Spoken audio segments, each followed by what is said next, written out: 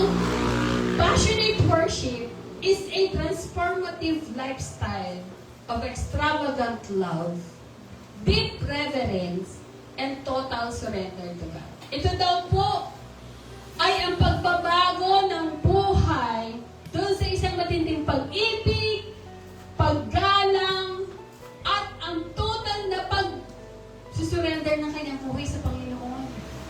Ang passionate worship ay yung total you giving it to God. Ikaw mismo, yung buong buhay mo ay gagamitin mong pagsamba sa Diyos. Romans chapter 12 verse 1.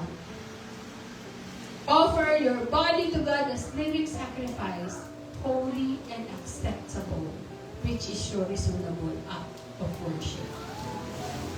So, it is hindi lang ito emotional hour sa church, na pag nasa church ka, bless ka, iiyak ka, pero pagdating sa bahay, wala lang. Parang hindi sumimba. It is rooted in an intimate, authentic relationship with God.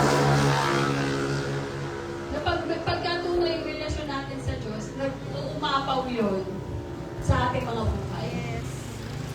Sa ating pag-iisip, sa ating pakikitungo, sa ating pagsamba, sa ating pag-aaral, pagtatrabaho, sa ating pagsisimba, sa ating mga ginagawa sa loob ng iglesia.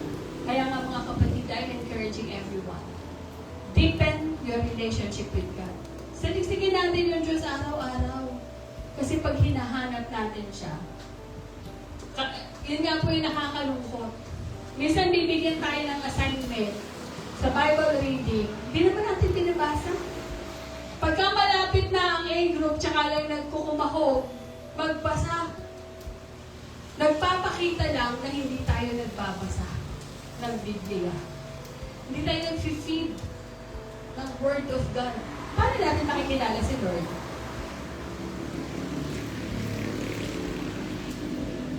Paano natin makikilala si Lord kung wala tayong talataman lang na kinakain araw-araw na binabasa natin? Hawak niyo naman po yung cellphone na araw-araw. May naka-install naman dyan na Bible.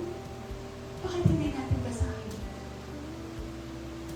Yung pong in between the social media and everything that we do on our cell phone, sigitan natin ng pag-aaral at pagbabasa ng salita ng Diyos. Amen po ba? Yung mga oras at araw natin, sigitan natin ng kahit konting silence in the presence of God. Huwag yung mechanical prayer na pag-upo mo, Lord, ang soaking in the presence of God, it involves listening and keeping silent.